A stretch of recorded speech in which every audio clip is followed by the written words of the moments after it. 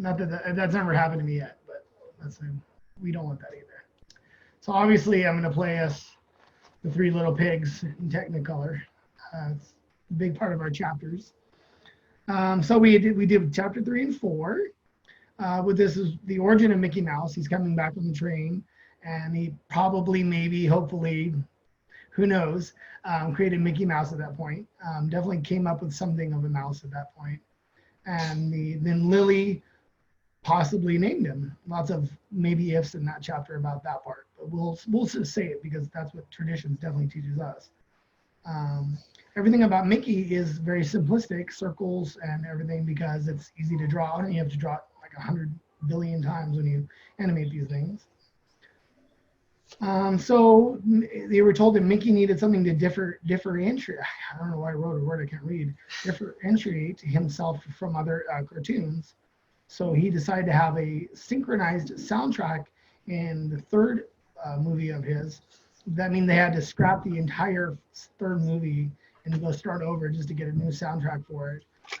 It's amazing that we really, you get almost all the way through a thing that costs you a lot of money, and just to make sure it was better, Walt being Walt, he went ahead and scrapped it.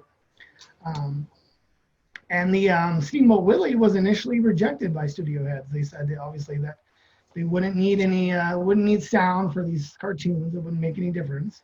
So he had to go and premiere it at the Colony Theater for $500 a week, which was a fortune at the time. And at the first showing, the entire audience stood up and gave it a standing ovation. So that was definitely something where Walt was very in the money at that point. People were pouring in money to try to get him to produce more Mickey cartoons. Mickey and Walt are considered spirit brothers because they have very similar life experiences where they never give up and always seem to keep going no matter what hits them. The lessons are unleash your imagination. I love that they say creativity is a skill that can be learned and nurtured. Sometimes I don't always think of myself as the most creative, but I love that you can nurture it in yourself. So that's great. God, there's so much. I'm trying not to read everything, guys. Walt's reoccurring question is, what if? And I love that. And also, I just have to say it, get creative, do not get even. I wish we all had that. I wish I had that thought of myself, but get creative, do not get even. I love it. So then Walt decided to do business with powers, because Walt is not very good at judging people, is what I'm finding out early in his life at all. There's a lot that goes on with Elvira's leaving and coming back. They eventually go to Colombia, but again, he doesn't like having a boss. This is where he starts smoking like packs and packs and packs a day, which is going to end up being really bad for him in the end. Let's see, skip down here a little bit. Here we go. Three Little Pigs was a huge hit and was sometimes billed above the movie it was playing for. So you would see, Three Little Pigs opening as the first thing on the marquee, which I think is pretty cool. Mickey merchandise, which is strangely what we all sell, is actually the thing that really gave them their real profits. All these movies were just helping them break even, but they were making something like, I thought I wrote it down, but I think it was like $3 million or something like that, and just profits from all the merchandise they were selling. Let's see. And then the lesson there was to become an animated leader. The only one I'll share with you guys, because I want to give you guys a chance to talk too, is the delegation. Manage the results of the delegation. So you should delegate, but also make sure you're managing the delegation you do, which is something I learned from this. You shouldn't just say I'm delegating and walk away from the project, but also manage the delegation yourself. And then also the inspiring the air of informality. You guys know that I'm not the most formal person. That's how I manage as well. I don't know if you guys all manage that way, but I love to manage very informally. So I think that's a cool way that Walt did it as well. Oh, let's see. Do I have anything else for you guys? Yeah, just to understand yourself. Some of his cast members needed a pat on the back, and some needed a kick in the tail. And when you understand yourself, you'll know who you are and you'll know those around you what they need too if you get to know them. So get to know yourself because that's the only way you're ever gonna find your strengths and weaknesses. Let's see. Jessica, do you want to give us our sign? Okay, so I have a slight correction from last week. As I was looking up, trying to find a name sign for Walt Disney, I also saw that the sign that I showed you last time for General Disney, it does work for General Disney, but it's also the name sign for Mickey Mouse. So some people are like, it's a general sign for Disney. Some are saying it's a name sign for Mickey Mouse. So it is general because as we learned, Mickey Mouse it all started with a mouse. So it can be General Disney, but it's also the name sign for Mickey Mouse. And then for this week, I wanted to do the sign for Disneyland. And so you have your D and you put it right next to your mouth and you twist it twice. So Disneyland.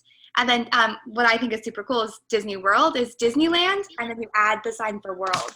So you have your two W's and they start on top of each other and then spin in a circle.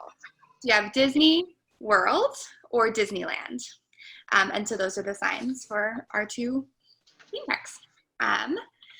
Okay, and then your right or left hand? Is it your right or left hand? Sorry. No, it's okay. It's your dominant hand. So when you're signing, the hand that does most of the work or moves is your dominant hand, and then your other hand is the supporting hand. Honestly, you can do it either way. So whichever hand you feel comfortable moving and using the most, that can become your dominant hand. It doesn't necessarily have to be what your traditionally dominant hand is, but try and not switch in between, like as you're talking, what is your dominant, what isn't your dominant. But it doesn't really matter which hand you do. It's just whichever hand you feel most comfortable with. Oh, thank you. You're welcome. So there is so much in these chapters, and I really had to pare down what I was going to talk about. One of the things that I really like about this book is we get to see a little bit more about Roy and how he supported Disney, because he does get kind of lost in the history of it all. And there's a lot of accounts out there that they fought and they weren't supportive, and there's all this tension between the two of them. But what I like with the books we've been reading lately is how supportive you see Roy is and how much he wanted to help Disney with his dream and how he was okay taking a backseat. I really liked that comment about the financial creativity, how he was a creative. It was just in the finances. He made money appear out of nowhere to help Walt with his dreams. Like, it's amazing. Walt needed more and more money, and he's like, here you go. Like, it's just bonkers that he could find money during this time, especially in a Great Depression and through everything that's going on. And when Walt was untested, he was able to help him, and their partnership is really cool. And I love that about all of that. So some of the parallels in my life that I saw were the what if question. So my master's program was in school counseling, and that was one of the things we were always taught, was to kind of let the person lead the conversations. You just kind of drop in a like, what if, and then let them continue their conversation. And I never realized that this is how my mindset has been when I talk to people of trying to expand upon their ideas or encourage them to continue thinking along a certain track. And so I thought that was interesting that as I was reading, I was like, oh, that's something that I don't always think about, but I do because of my background. So I thought that was pretty cool. And I also liked a creative mind is an open mind, a mind that questions assumptions and seeks new ideas and new approaches. I feel like that's a lot of what we've been talking about, diversity and making sure that we keep an open mind, and that is the key to being a creative person and being a good leader through creativity, is making sure you have an open mind. So that kind of stuck out, especially after what we were talking about last week. And then in chapter 4, I really like the delegating. That's something I need to work on. I liked the idea that it's an ability to trust others in order to delegate, because if you surround yourself with people that you trust, obviously you can delegate because you trust them to see your vision through or be able to do their own thing and do it well. So I kind of liked that. And this one quote really stuck out to me. Delegate does not mean abdicate. Like, I liked that little short sentence, kind of what you were saying, Patrick, about how you can't just walk away. Like, when you delegate, you're still part of it. You got to take responsibility and be there, and that's what a leader is. So that little sentence really stuck out to me. And then with sign language, a lot of you do is expressions. So it can completely change a sign depending on how your expression is. It can make it a false positive, or kind of change it to be negative or sarcastic. A lot of the emotion and the feeling is in your face. So one thing that stuck out to me about Walt being a good communicator was that he understood that communication is more than words. We communicate with our eyes, our smile, our hands, and our posture and our bearing. So that really stuck out to me as something that I do a lot more because of my background in sign language. I know that you kind of have to emote past just your words. So I thought that was kind of a good little connection that I saw. And that's what I got. I like it. So emote positively while you sign. Okay, so Haley, I think I called on you late last week, so I want to give you a chance to get some of those early things in and steal from everybody else this week.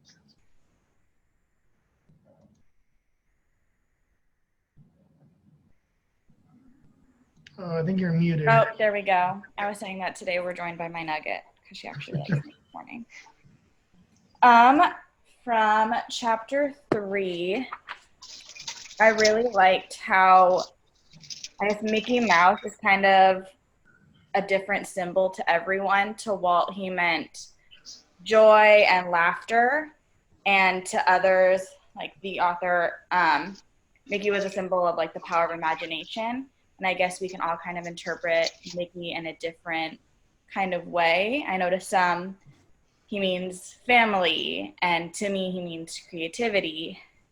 So I like that. And then also from chapter 3, when he was discussing the lessons about drawing on all of your life experiences.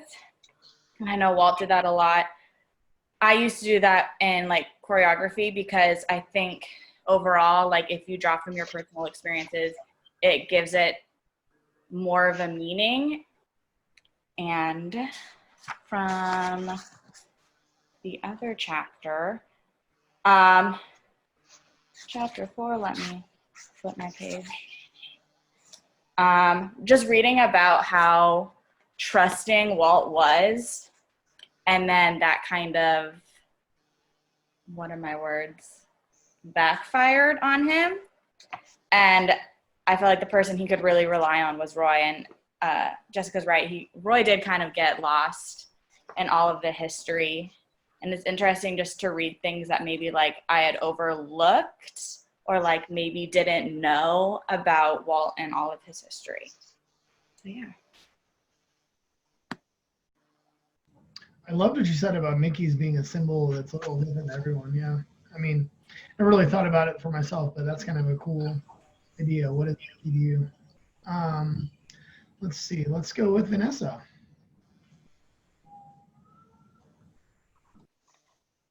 So one of the things that I really picked up on in chapter 4, or one of the stories that they told, was about one of the cast members that was walking around with like these papers that essentially became a manual, and how Walt saw that and was able to, direct him to the right people to like see his passion unfold. So that really stood out to me, and I found, like, I like to think that I do that with our cast too. There was a quote in that said something about, or was it, you can't be a good communicator unless you listen well and really hear what people are saying. And that to me is not only like audibly listening to them, but also picking up on nonverbal cues that they're giving. So I feel like I do that with our cast, because when you take the time to just, like when you have time to just kind of chill with our cast members and get to know them on a more personal level, they'll start to let you get to know them, and you'll find out what they're passionate about. And then as a leader, it's so important to encourage them to find that creativity. So going back to chapter 3, defining their creativity. And then there was something else in that chapter 2 that basically stated that if your subordinates fail, then you fail. So again, going back to the whole, like, if you see passion in somebody's eyes, whether or not they are aware that they have it, you can help them take ownership of it and flourish. So I thought that was a really good lesson, a reminder. You definitely, whenever I've giving you like the I'm fine, but I'm not fine, you always seem to have that follow-up question for me. So I always appreciated that about you, that you're always like, okay, he didn't seem fine. That answer wasn't totally fine. So I'm going to delve into that a little deeper. That's always been you. So you definitely do that in our daily experience. That's for sure. Let's go with Laura. There it is. Okay. I had to remember how to unmute my computer. From these chapters, I found, I mentioned this at the beginning, but just like I was finding myself learning more and more about the holes that I didn't know of in Disney's history, especially the number of struggles he went through, and that kind of what we already touched on, how he was so trusting, and then that backfired on him. I remember at the beginning of chapter 3 when he said, when they brought up the sound gentleman. Sorry, I don't have written notes. I just listened to it, and so I don't remember names. I apologize. But he even said, he was like, a relationship he would come to regret. And I was like, oh no, what happens? And then to hear about how controlling he was and how he like stabbed him in the back, I was just like, oh man, I'd only known about the Universal. So to hear about those hardships in Disney's life kind of, I don't know, made him seem more like a real person to me. The quote that I felt really resonated with me from chapter 4 was when they said that Walt didn't push you, he pulled you. He didn't just say like, yeah, go do a thing. He brought you along on the journey. He took you with him. And that kind of comes along with the delegation. It is something that you not only have to take responsibility for the product in the way of like, yes, I have helped them succeed, but if something fails, you have to own up to that failure as well. And I know that with delegation, that level of trust is something that I have issues with, not in just the sense of I don't feel comfortable you'll get the job done, but I feel personally that I have to worry about like that I'm not delegating, that I don't feel like I'm delegating too much, like the abdication part of the delegation. Sometimes I feel like even if it's a small thing, if I'm giving it off to somebody, I'm like, no, that should be my job. I should be doing it. So I know that's a personal leadership goal of mine, is to get more comfortable with delegation in the sense of it is okay for me to give away tasks, and it's not that people who I give tasks to are seeing it as adding to their load kind of thing. Roy definitely does not get the credit he deserves, because he was the one who made all of Walt's dreams possible. He was the one that Walt would come with him and would literally say like, I want to put a man on the moon, and Roy would be like, okay, so I need like 2 weeks, but I'll get the budget, and then we'll get the founding going, and then we'll make it happen. And the fact that also they said that Walt did see Walt Disney World because he created it. When they said that, as I was reading, I was just sort of like, oh my God, he did see it. He saw it in his mind's eye, but he walked it. He saw it. He saw it fully in his mind. And that's something that I strive to be as both a leader and a creative person, is just have that finalized dream and be willing to take that dream and go, okay, that was a good dream, but what if? And so that's what I took away from these chapters. Yeah, I love that. I mean, gosh, the world would be a cooler place if we all had Walt's creativity and just the ability to vision things like that. But I loved also you said about pulling people up too, because we can all push and try, but we got to push and pull and, shove. And, sometimes it takes a little more than just a kind word. You got to really get in there sometimes. I like that a lot. Thank you for sharing that. Let's see. Let's go with Jenna.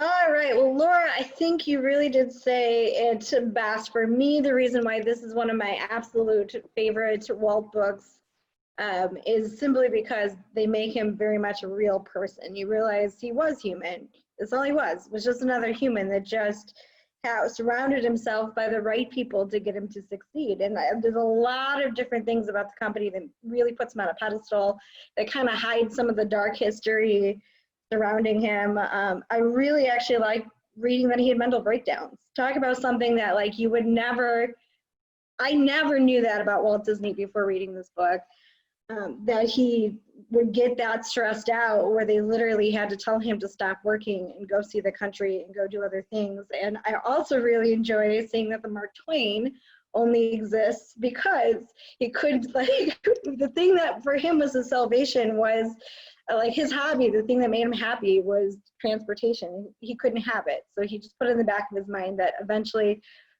I'm sorry, sometimes I confuse what is in later chapters, so I'm sorry if I'm giving something away, but when he uses his own money to buy the Mark Twain and refused to use the company's budget, I'm really sorry if this wasn't in this chapter.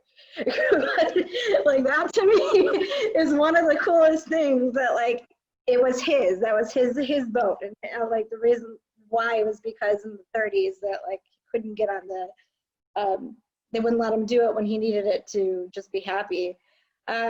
I also really like the quote, the little side quote on the side where when the budget went past $1 million, that Roy just froze. I cracked up reading that because it did show just how much Roy didn't say anything back, or maybe he did, or maybe that's where some of the like the fights came from later on, because I have heard that before. Jessica say like that there's other accounts of saying it wasn't the happiest relationship, but I can't imagine someone coming up to me and saying like that far over budget, especially in that time. Like in today's time, like I don't even want to know how much money that actually is, like if we compared it into today's world. But to me, that really just showed how much Roy did trust him. Whatever you need, whatever you do, I will support you. But with it also shows like in every, I think the parallel between every single book is everybody had their partner. Like Walt had Roy. Bob Iger had someone too. Shoot, I don't remember the name.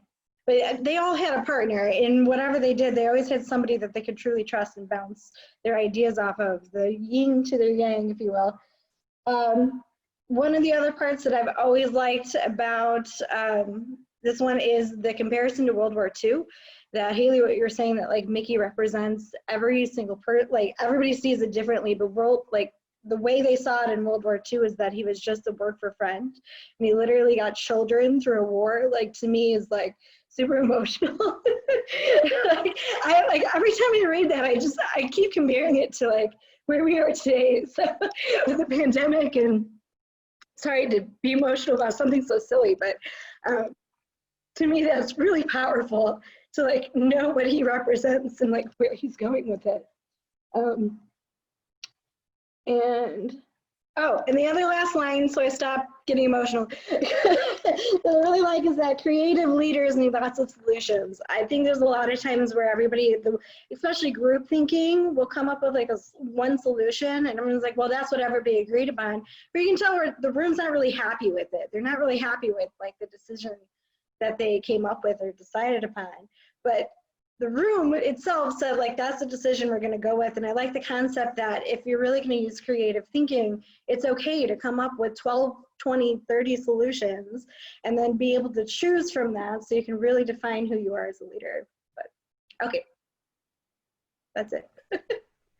I love that. I think everybody's been talking about Roy being the money man, and till I read this book, I hadn't really put together that, 1928 when he's created, that's like 2 years before, or even like the year before the Great Crash, and somehow they're still able to, bring all this positivity to America and all this, despite it being a very expensive industry to be in the first place.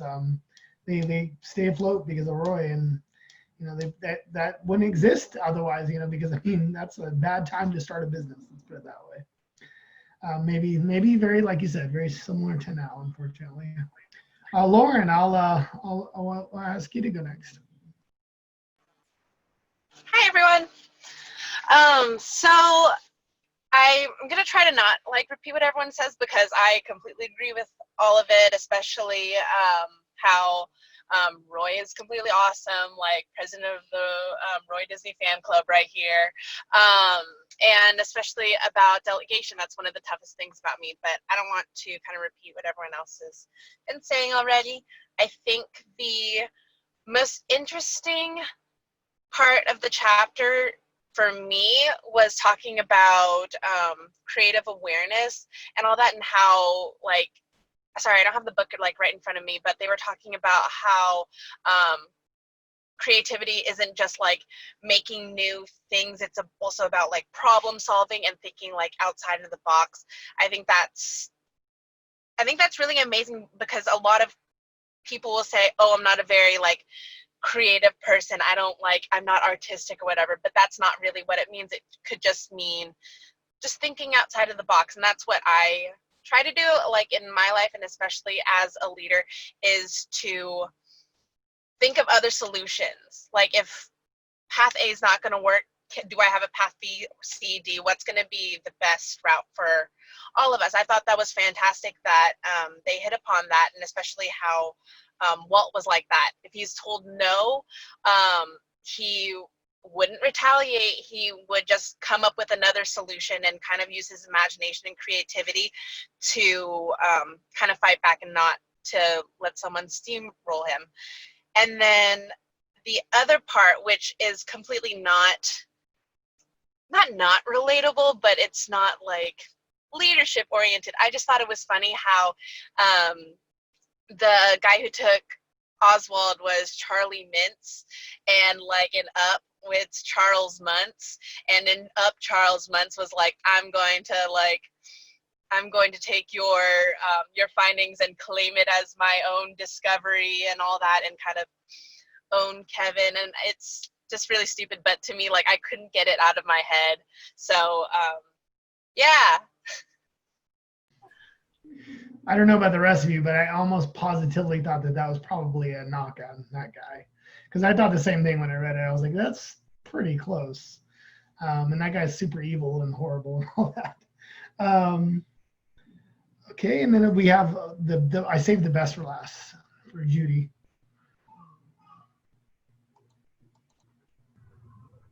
So one thing I've noticed in these few chapters that we've gone through is the author talks to people that worked and knew Walt, and he also talks to people that knew of him, and they're very different perspectives. You know, those who actually knew Walt knew he was a genuine, humble person. You know, he grew up with not a lot. He decided to, you know, embrace his dad's positive sides, even though he couldn't always ignore his negative sides, because on chapter 4, they did mention that Walt had a tendency to be short-tempered like his father. And he mentions that those that really didn't know of him made the incorrect assumptions, you know, because the way he carried himself, some people would misinterpret that as arrogance, or it's not like Walt to, you know, when they were talking about how it was Roy that decided that the company should be named after Walt, people that didn't know him or know much of him assumed it was an ego trip that Walt decided to name his company after himself, you know? And it's little tidbits like that in these last chapters that he points out. Like, those that didn't know him make the wrong assumption. And I find that interesting, like, because it's reading, like, I guess seeing that from an outsider's perspective, you would think that someone with that much imagination and that many ideas would be egocentric and would want all the attention on himself, even though obviously Walt was never like that. So that's what I've noticed so far in these chapters. For chapter 3, I got emotional too when they talked about Mickey Mouse. He was the universal goodwill ambassador, and he was also, you know, the positive American spirit for Americans. So while the Great Depression happened and World War II happened, you know, people saw Mickey Mouse as the positive beacon of light that they needed to just get through, you know, the horrible experiences of the past. So I also cried too, because it's just like, what do we have right now because of this pandemic? You know, what do we have right now? Because yes, we have the Black Lives Matter movement, but what is pushing us and driving us to continue fighting that good fight and just getting people to understand, like, this is an important thing.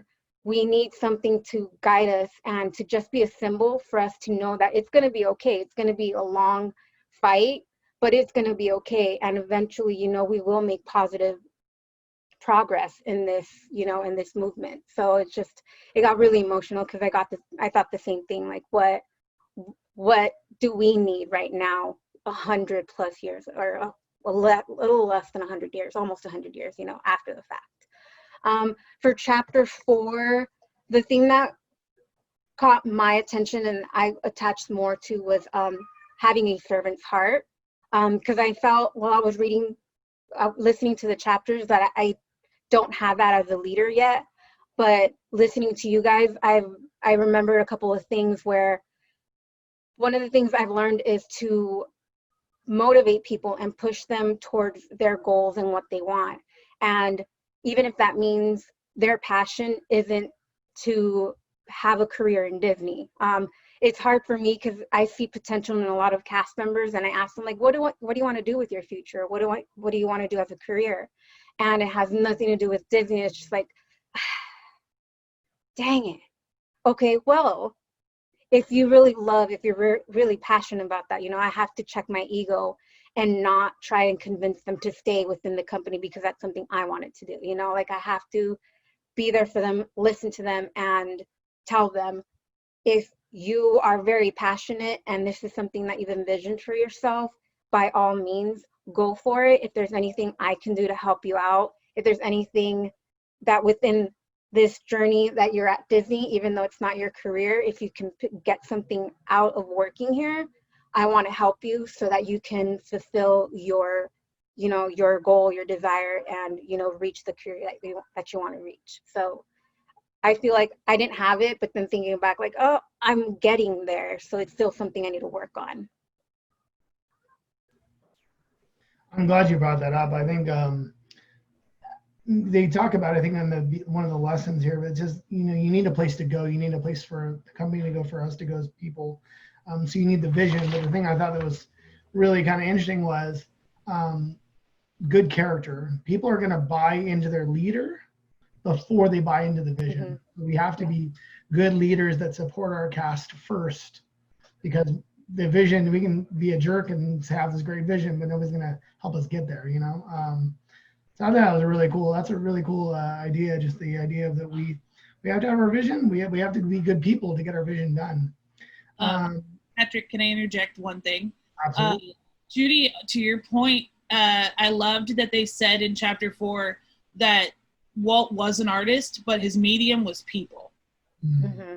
That was something that when he said that, I was just like, oh wow, that hit me in the feels, because it is that quote from Disney that like but it takes people to make the dream a reality. Mm-hmm. So to know that his medium was people was really really something I loved. I still want to talk about how he's like younger than me, and he's done 55,000 million times more than I've ever dreamed of doing in my life. He's truly an amazing guy. I don't know if it was as much as his drive and his as anything, I guess. You know, he probably the right place at the right time for some of it, but he did it several times, right? He like started several different companies and was successful several different times in several different arenas, and it's like there's something special about him. This book's definitely like bringing that out for me, is how special he was. And I think we get inundated with that because we work at Disney and Disney, but he's a pretty special guy, it turns out. Let's see, we can all unmute ourselves if we want.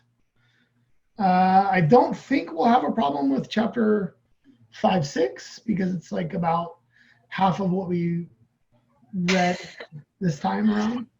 Are you guys okay for chapter 5, 6? Mm-hmm. I think sure, right? And then I think we're getting into Disneyland territory at this point, right? Or are we close to it anyway? We're going to start building. You know when you've read a book a while ago, everything just becomes like one chapter? Yes. Yep. Yeah, there's a lot about Disneyland, but I could not tell you where. Where it starts.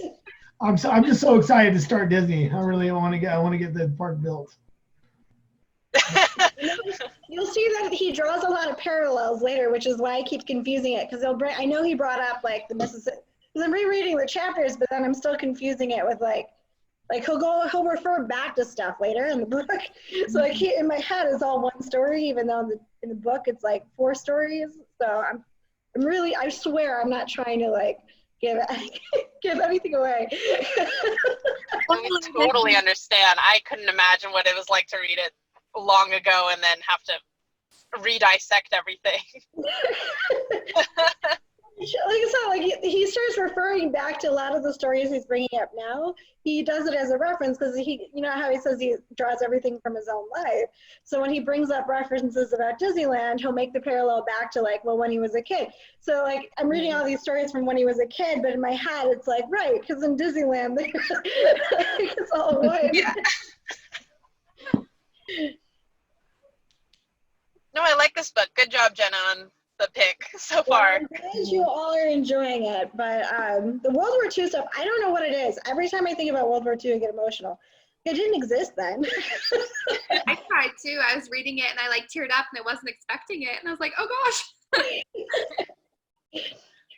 Well, and like Disney Plus is kind of becoming that beacon for a lot of people right now with the family sing-alongs and the nostalgia movies that you get to go back and see. So even though it's not, we don't have like that one character that's come out of this pandemic to be a light for everybody to see, I know that a lot of families are bonding over like watching Disney Plus together and having that as like their outlet for positive energy in this kind of dark and scary time. Speaking of Disney Plus and nostalgic movies, this has nothing to do with anything. Right? I was watching Hello Dolly, and I was listening to the music, and there were at least 2 songs from the soundtrack that play on Main Street.